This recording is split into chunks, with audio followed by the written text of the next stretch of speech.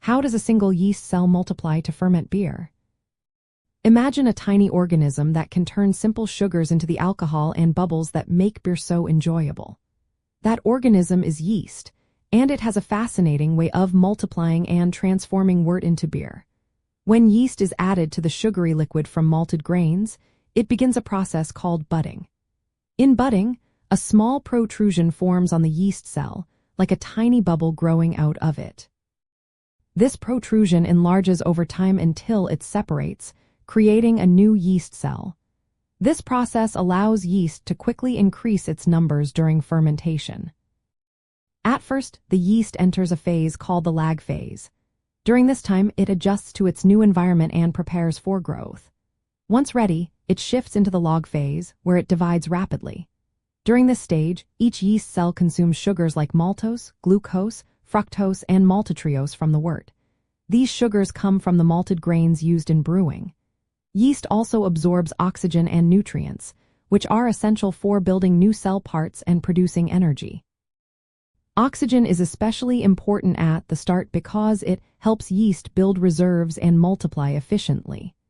As yeast cells divide, their population can grow 5 to 6 times within the first 24 hours.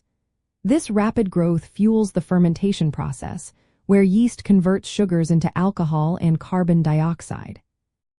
The enzymes inside yeast cells break down sugars into pyruvate, which then turns into ethanol, the alcohol in beer, and carbon dioxide, the bubbles that give beer its fizz. As fermentation continues, yeast keeps metabolizing sugars and producing flavor compounds. Different yeast strains, like Saccharomyces cerevisiae for ales or Saccharomyces pastorianus for lagers, have unique characteristics.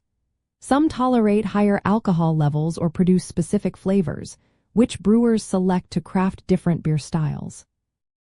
Monitoring yeast health and growth is vital for brewing success. Brewers often use microscopes to count yeast cells and check for contamination. A healthy, multiplying yeast population ensures the beer ferments properly and develops the desired taste and aroma. In essence, a single yeast cell multiplies through budding, consuming sugars and oxygen to grow exponentially. This growth supports fermentation, where yeast transforms simple ingredients into beer with alcohol, bubbles, and flavor. The choice of yeast strain and fermentation conditions shape the final beer, all starting from that one tiny cell.